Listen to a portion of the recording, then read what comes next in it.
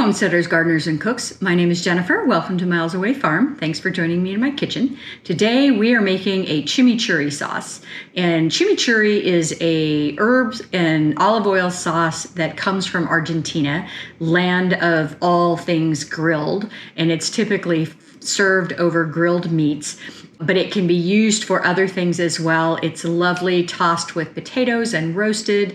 This inspiration for me making it was a recipe that I saw on Acre Homestead where it was mixed into turkey for turkey burgers, and I thought that was a great idea. It's a really nice way to use up a big pile of herbs. And if you're like me, you got really excited when you first started gardening about growing herbs, and then you mostly hardly ever did anything with them. You know, a couple of snips here and there for something with a recipe that called for fresh herbs, and then most of the time they just, you know, were there for the butterflies and the flowers and for you to rub your hands across when you were in the garden. And over the years, I have slowly learned to use more and more fresh herbs by the handful rather than just by a little snip here and there. Chimichurri is mostly parsley, and you can make it with flat leaf parsley or curly parsley.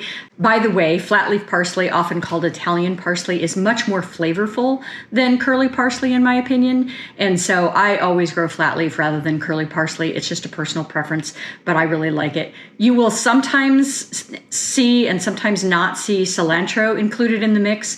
And if it's in there, it's usually about half the amount of the parsley. So if you're starting out with a half cup of parsley, it might have a quarter cup of cilantro.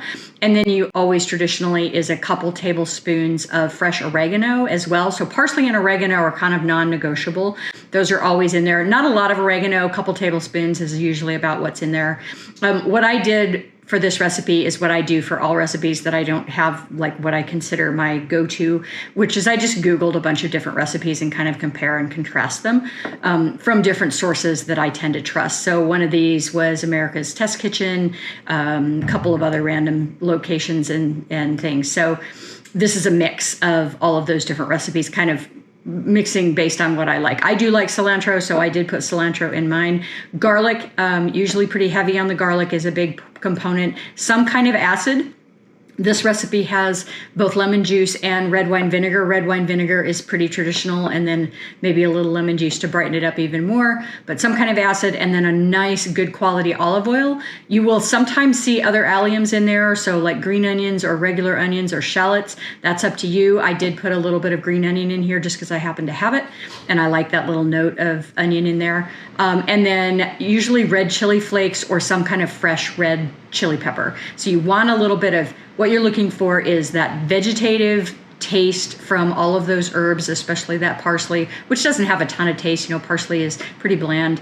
Really bright from the vinegar, nice and fruity, and maybe a little sharp from the good olive oil. Garlicky as all get out.